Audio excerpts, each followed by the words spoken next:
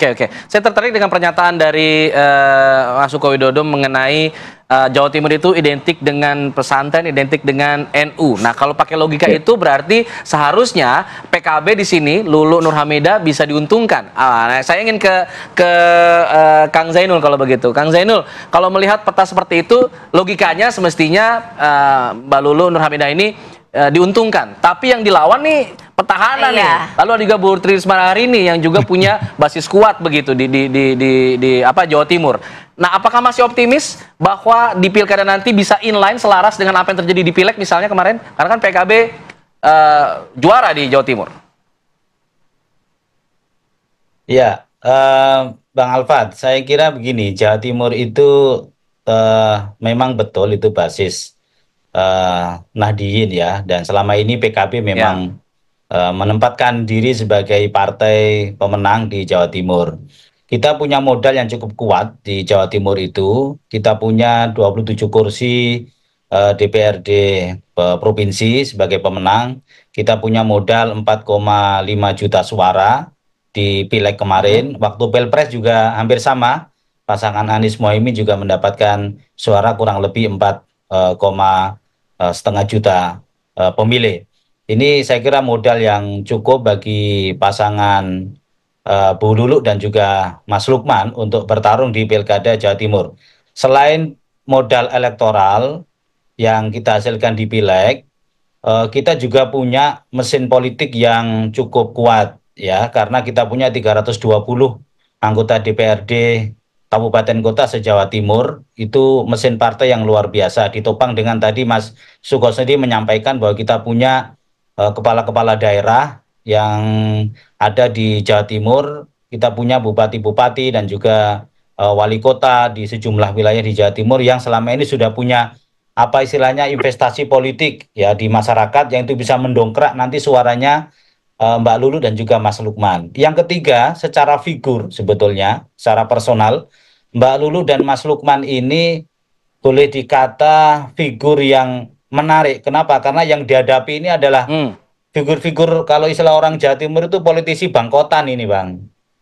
Bu Risma dan juga Bu Khofifah ini kan politisi yang sangat senior ya, sangat senior. Yang mereka punya rekam jejak, punya masa lalu, bahkan mungkin juga punya masalah-masalah yang sampai hari ini menjadi kritikan dan juga sorotan masyarakat. Sementara Mbak Lulu sendiri dan Mas Lukman ini figur yang sangat fresh, yang bisa memberikan harapan-harapan baru bagi masyarakat di Jawa Timur. Kalau soal pemetaan demografi, kultural yang disampaikan oleh Mas Suko tadi, saya kira Mbak Lulu dan Mas Lukman juga merepresentasikan dari peta demografi maupun juga peta kultural yang ada di Jawa Timur. Mbak Lulu kuat di daerah Mataraman karena beliau asli Jombang.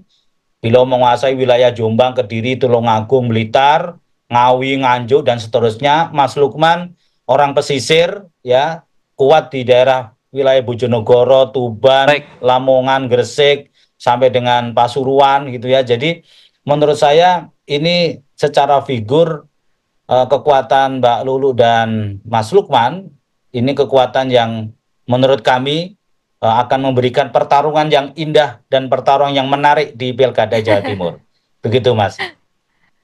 Baik, Kang Zainul, ada juga pernyataan gitu paling tidak ada yang sempat ya memprediksi bahwa pertarungan Pilgub Jawa Timur ini juga paling tidak menguntungkan untuk Tri Risma hari ini karena suara dari Khofifah ini terpecah karena dengan majunya Lulu. Tapi dijawabnya nanti ya.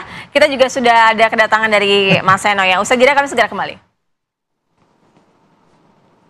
Ya, kita lanjutkan dialog. Kita juga sudah bergabung bersama dengan Mas Aryo Seno Bagaskoro dan juga Bang Zaki ya, juga sudah melalui Zoom, sudah tersambung melalui kita. Lagi masih proses. Dipersiapkan. Oke, tadi ada pertanyaan gantung dulu ke Kang Zainul untuk sebelum kita nanti ke Mas Seno ya. Kang Zainul, ini sebenarnya dari majunya Mbak Lulu ini dikatakan bahwa menguntungkan pasangan Tri Risma hari ini karena memecah suara dari Khofifah Indar Parawansa. Kang Zainul. Saya kira itu tidak beralasan ya tuduhan itu, karena kita ini PKB di Jawa Timur pemenang pemilu. Karena kita pemenang pemilu tentu kita ingin pemenang di Pilgub juga. Jadi itu menurut saya tidak tepat kalau dikatakan Mbak Lulu ini dimasukkan untuk memecah suaranya Bu Khofifah, tidak.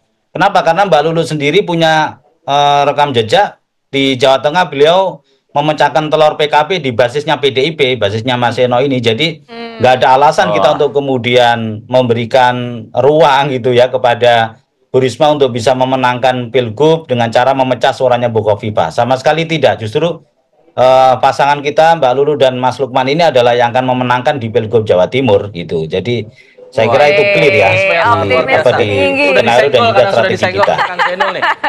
Nah, udah disenggol langsung, Mas Seno. Justru bahkan sebaliknya nih, justru bisa saya Trisma hari ini kalah oleh pasangan Lulu dan Lukmanul Hakim. Ya boleh, memang harus optimis semuanya Mas ya. Artinya dalam kontestasi pilkada ya semuanya harus optimis menang. Nah, dalam konteks kami juga punya alasan kenapa kami yakin optimis menang. Di saat Bu Risma beberapa waktu yang lalu sebelum dideklarasikan saja, survei Litbang Kompas terakhir, itu suara elektabilitas Bu Risma sudah di angka belasan persen menuju ke 20%. Artinya apa?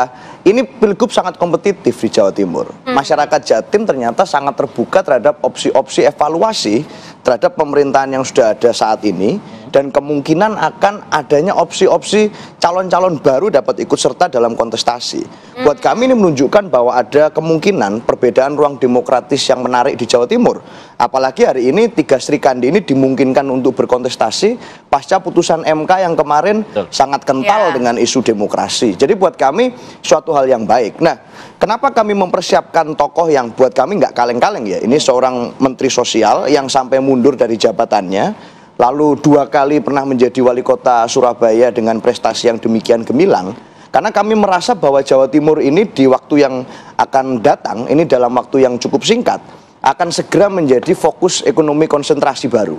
Kenapa begitu? Karena IKN akan dipindah. Artinya ibu kota negara akan pindah ke Pulau Kalimantan, yang mana ekonomi kita akan bergeser ke timur. Nah, Jawa Timur di sini akan menjadi hub baru dengan menyambungkan ekonomi dari Indonesia Tengah ke Indonesia yang ke Indonesia Timur. Nah, ini memainkan peranan penting. Butuh tokoh yang punya reputasi internasional yang nggak kaleng-kaleng. Nah, Bu Risma ini nggak main-main. Waktu di wali kota Surabaya berkali-kali dapat penghargaan internasional. Buat kami ini tokoh yang sangat kompetitif. Mas Seno, PDI Perjuangan memang banyak sekali suaranya di Surabaya Raya. Tapi bagaimana dengan di Tapal Kuda yang didominasi dengan NU dan PKB? Ya, hari ini kan pakem sosiologis yang kita pahami memang ada pakem nasionalis religius.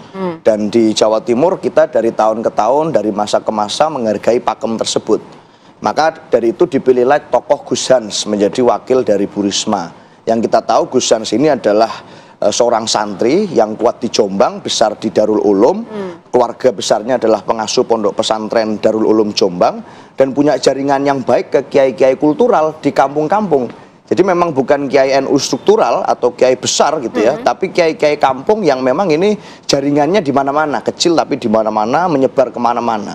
Sehingga kami yakin bahwa pasangan ini dapat merepresentasikan dynamic duo, kepemimpinan Dwi Tunggal, antara kepemimpinan perempuan yang firm, yang itu kuat, yang itu punya rekam jejak teknis birokratis panjang, dengan kepemimpinan kaum santri yang usianya masih muda ini, Gus Hans gitu. Jadi kami yakin bahwa pilkada bukan hanya persoalan mesin elektoral atau endorsement politik dari tokoh saja, tapi juga soal ketokohan dari siapa calon yang kita usung. Nah, ketokohan Bu Risma saya rasa paten di Jawa Timur.